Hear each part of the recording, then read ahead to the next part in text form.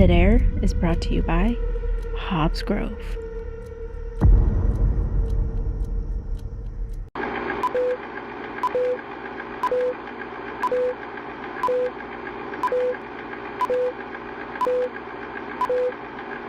In the deep, dark corners of the world, there are stories best left buried.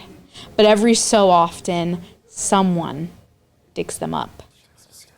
They say vengeance has a face, long and twisted and carved from the dirt itself.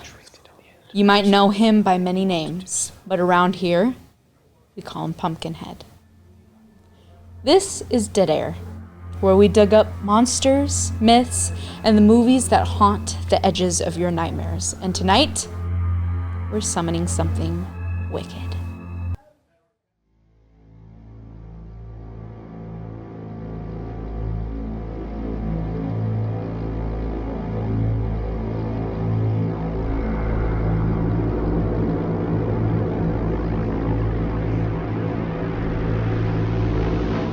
Welcome back, everybody, to Dead Air. This week, we're talking about a very, very, very famous movie in the horror realm.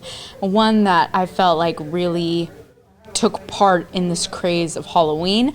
And this week, we are talking about Pumpkinhead.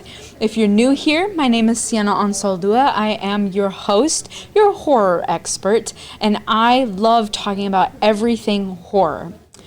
So let's get started with a short little summary. And I hope you guys are ready.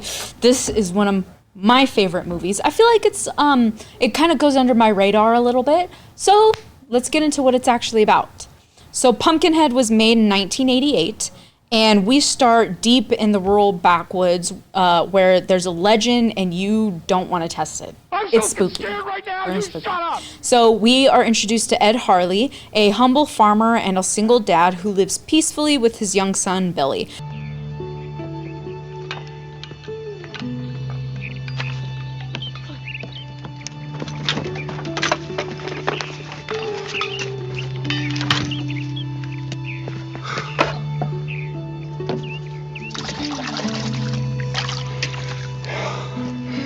Hello, young man.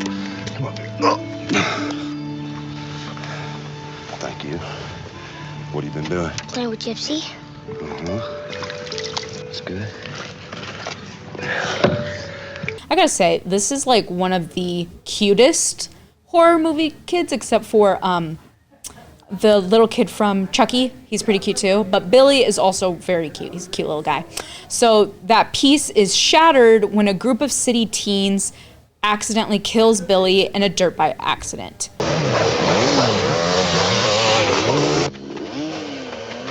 Little boy? What? Ah! Are you okay? Little boy! What? Daddy?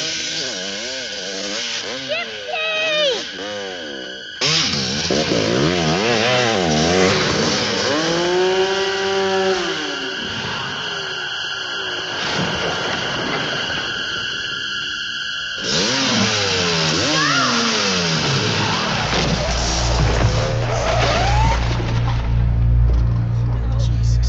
So grief-stricken, Ed turns to an old witch named Haggis who offers him the ultimate revenge, summoning a demon called Pumpkinhead. And it left.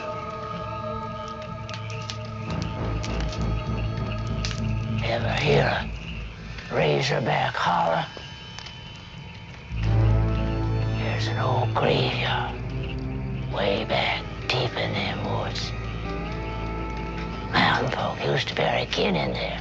Kin they's ashamed of. Bring a shovel. The thing you're looking for is in there. Bring it back here. Some things I gotta do to it before it'll be any use to you. That graveyard, how will I know? You'll know it, Harley. You'll know. So once unleashed, Pumpkinhead hunts down the teens one by one. Brutal, it's relentless, and it's unstoppable. It's truly, it's a force, I feel like. It's not really a demon, it's a force. But there's always a catch. to these demons. This catch is Ed is actually physically linked to the creature.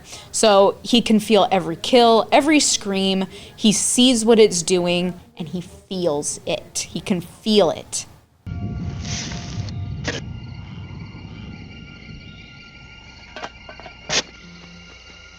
Maggie.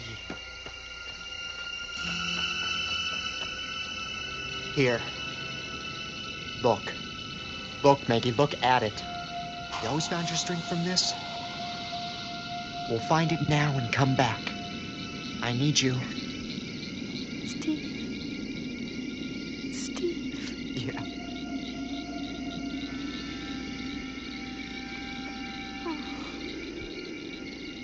It's okay. I'm sure the boy's gonna be fine. I'm sure his father's taking care of him.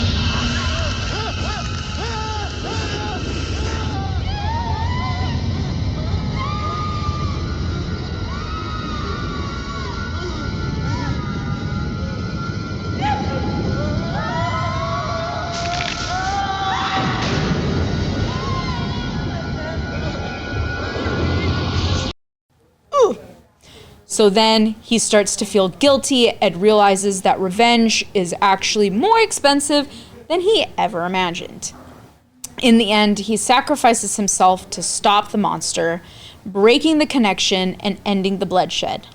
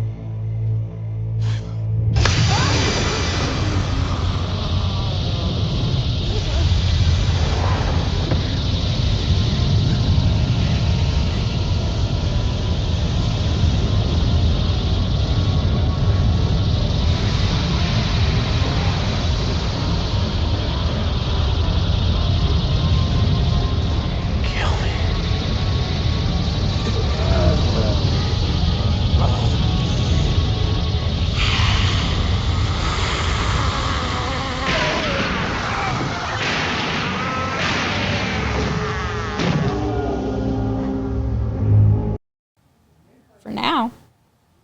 The final shot, well, we see the witch burying a new Pumpkinhead, Ed's body, and the cycle continues. And this is one of the best parts about this movie, is you get that end shot of her burying his body, and you see the necklace that Billy made for him. And it's just the icing on the cake for this movie. So now we have the best segment of this show. It's really not the best. Each one of these segments is the best. But we do have... Are you guys ready? Are you guys ready?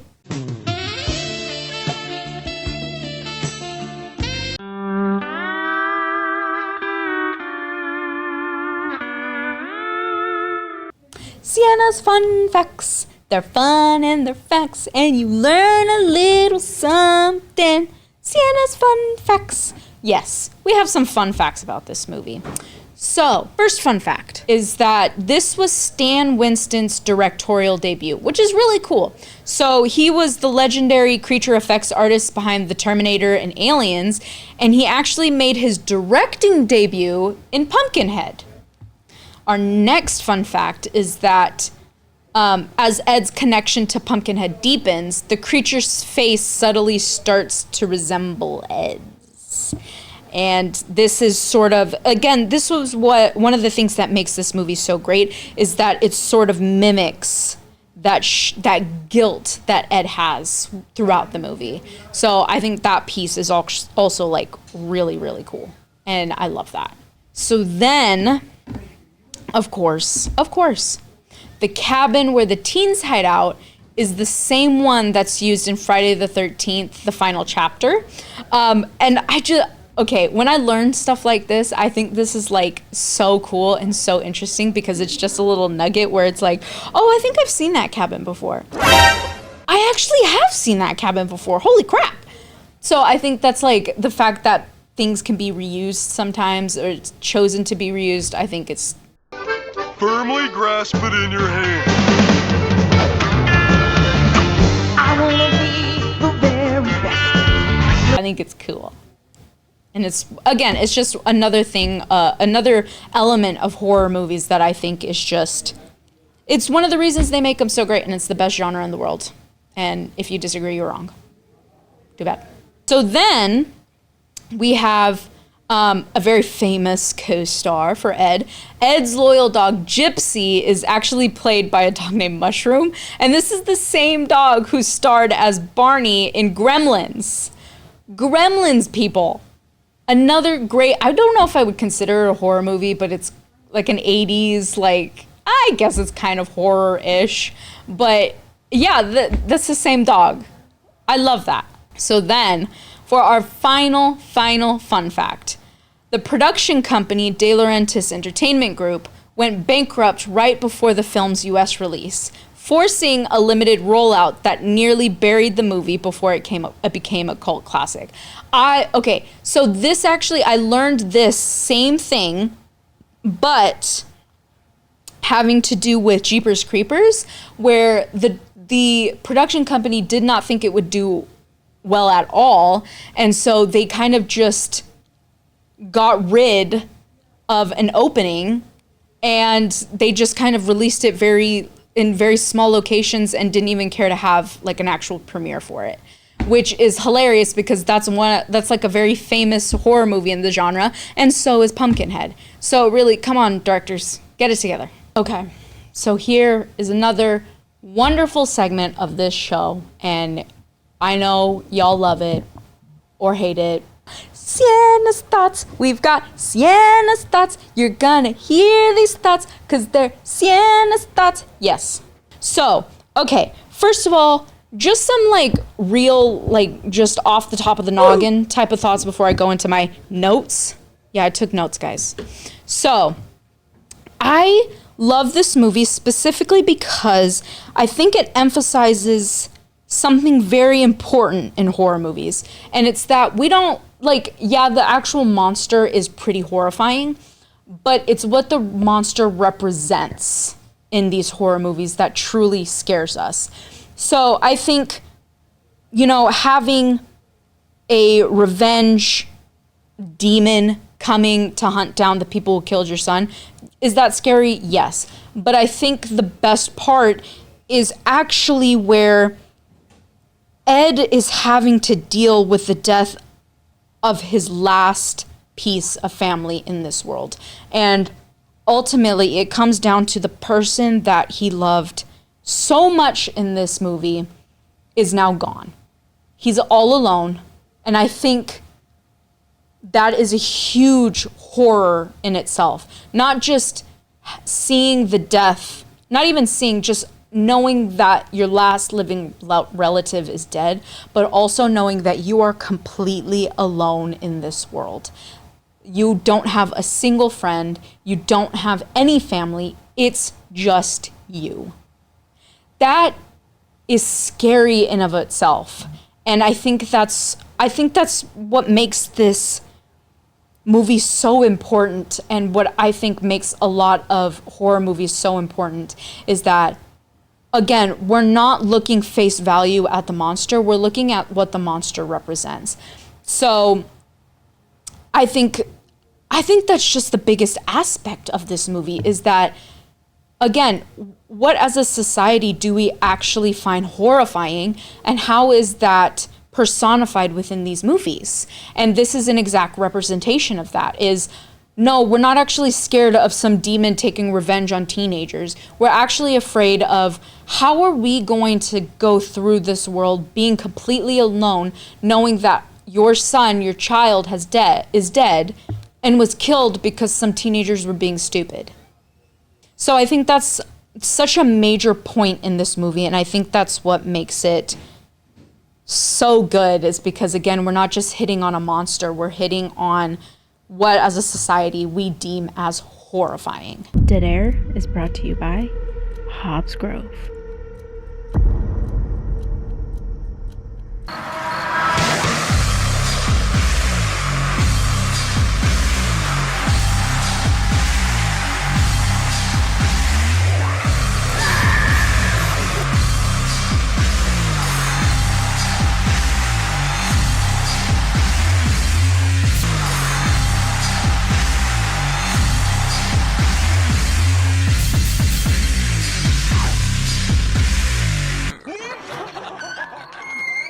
Dead Air is brought to you by Hobbs Grove.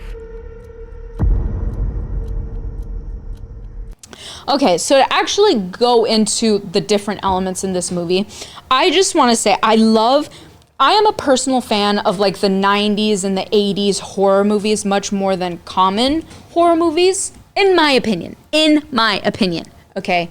Because I love this graininess that we get on the film. So if you watch this movie, you can feel it looks fuzzy. It's like, you can tell it's an older film because it just has that fuzziness where like you can almost touch it and you could tell it would be soft type of thing.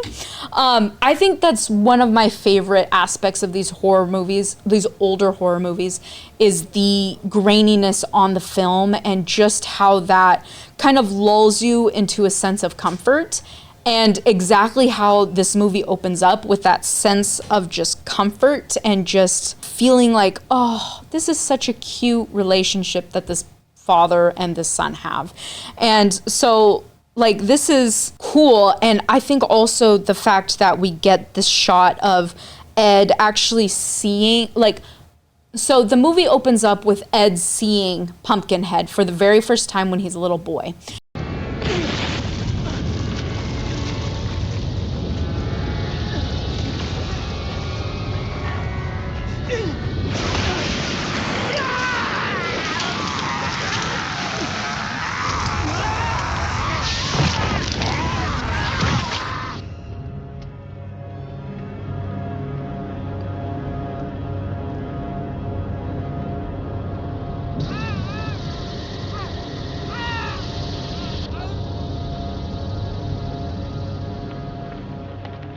And he's hiding in a cabin with his two parents, and he looks out the window and he sees Pumpkinhead holding a man by the throat and killing him. And this is his first encounter with Pumpkinhead. And I think this is really important and really interesting because automatically that's his first reaction to grief. And dealing with his grief is, okay, I'm not going to actually deal with it. I'm going to get revenge because that's what I saw. And so I think that's a really cool shot to open up the movie with. And I think it's super interesting because it gives us more context about who Ed is.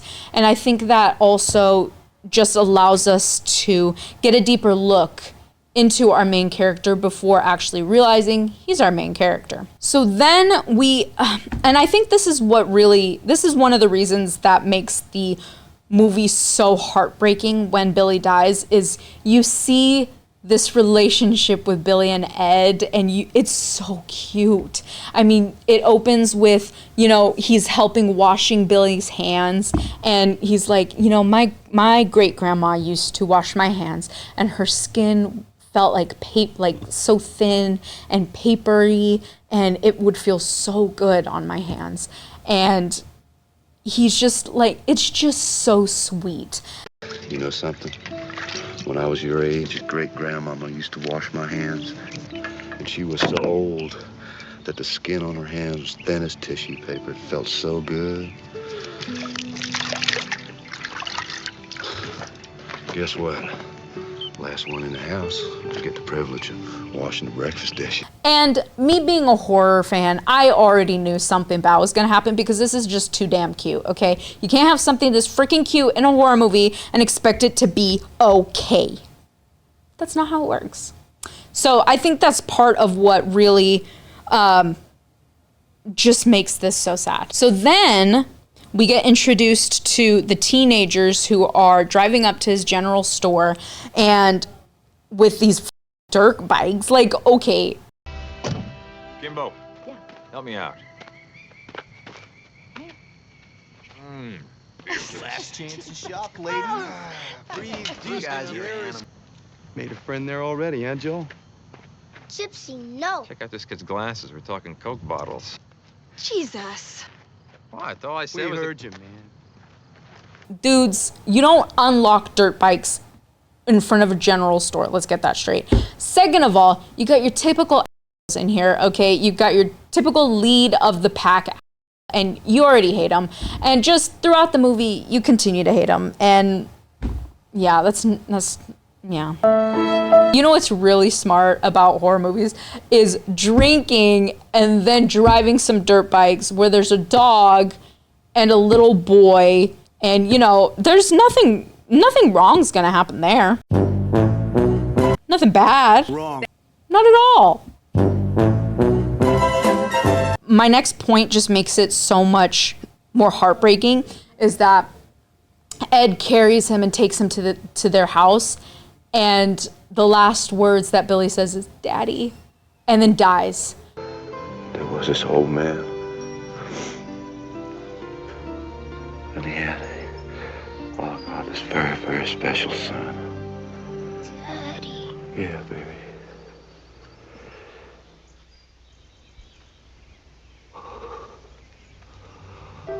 First of all, why wouldn't you just take your son to like the doctor, the hospital? Just saying. But also to know that he wasn't even dead yet, that he still had a chance to survive, and he doesn't. Oof. That's sad.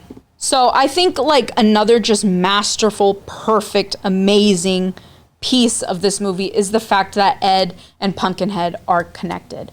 I think that just really puts it into perspective that this is not just talking about a monster. This is talking about the monster of grief, of what are you willing to do to try to make yourself feel better? How are you willing to get to that point in life? And I think that's really important to consider here. And I think that's something that makes this movie truly a classic and a great one to watch, because it just shows you the grief process and how sad it truly is to lose someone in such a horrific way. Because really, Billy wasn't like mauled, he wasn't murdered horrifically or anything like that. He was hit by a dirt bike, but to me, it's still so traumatic because there's not a lot of blood. It just looks like he's sleeping. And that's horrifying.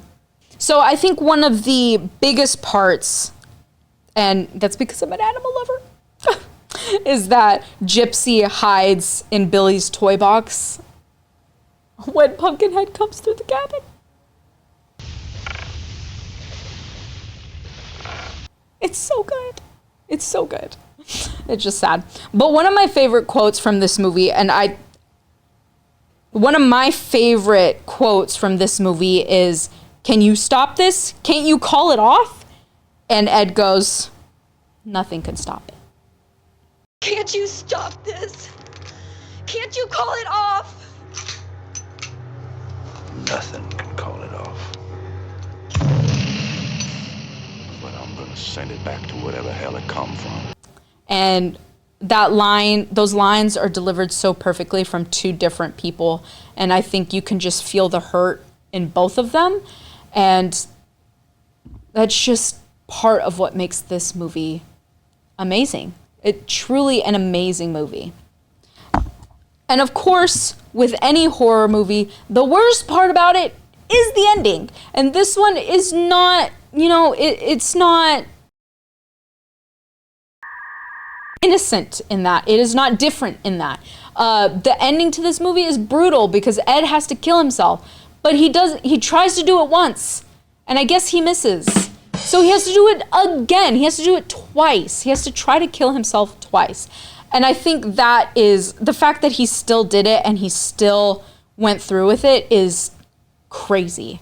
And again, I just think that's what makes this movie perfect. It makes it a wonderful, wonderful movie. One segment that I've really gotten into, and honestly, I've really gotten to love, is Siena's book recommendations. Siena's book recommendations. And thank you, Kayla, for the amazing theme song. I'm going to continue using that, and you can't trademark me. If you really loved Pumpkinhead and really want to seek horror that's similar to this in a different medium, I would recommend these 3 books, okay? Some of them I've read, some of them I haven't. So I hope you like it. I hope you read them, and please let me know how they are, because I'm always looking for new stuff. So our first book is Those Across the River by Christopher Buehlman.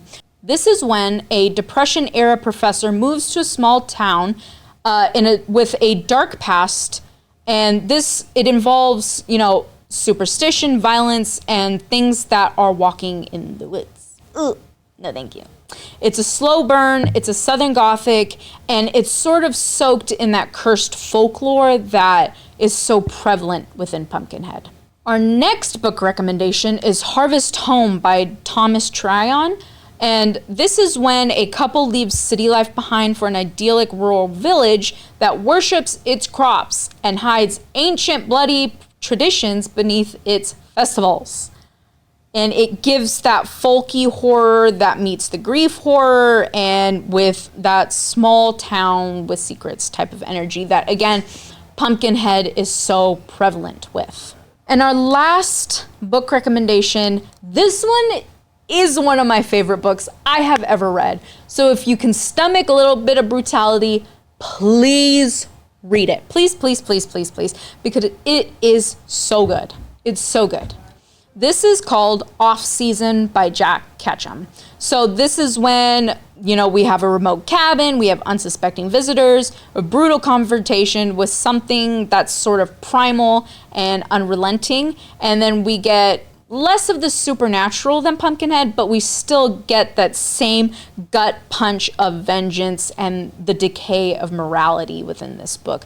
This is truly one of my favorite books I have ever read. Please give it a try. I just can't stop raving about it. So now we're at what everyone is waiting for. Scarometer, that meters as you get scared. Scarometer, that meters as you get scared. Yeah. So, yes, we have Scarometer. And with Scarometer, I want to give this movie, I think, an 8. I'll give this one a solid 8. And that is because I truly, again, I feel like, was this genre changing? No, it wasn't. But I feel like it brought something different to the genre. Something that maybe we hadn't seen before previous to this movie. And it brought heart. It brought, real life horror. So I think that's really important to remember when you watch this movie. And next week, we are going to be talking about something that is getting re-released this week, or last week. We are going to be talking about Trick or Treat. I am so excited. This is one of the quintessential Halloween horror movies, and I hope you guys are as excited as I am. They say when the air goes still, when the woods fall quiet, something is listening. A whisper in the dark, a debt unpaid, a promise you wish you hadn't made. So if you're out there tonight and you feel the chill crawl up your spine, remember, revenge doesn't die. It just waits and waits. This has been Dead Air. Thank you for listening, and whatever you do, don't say his name. Please remember, folks, don't split up and don't go into the basement.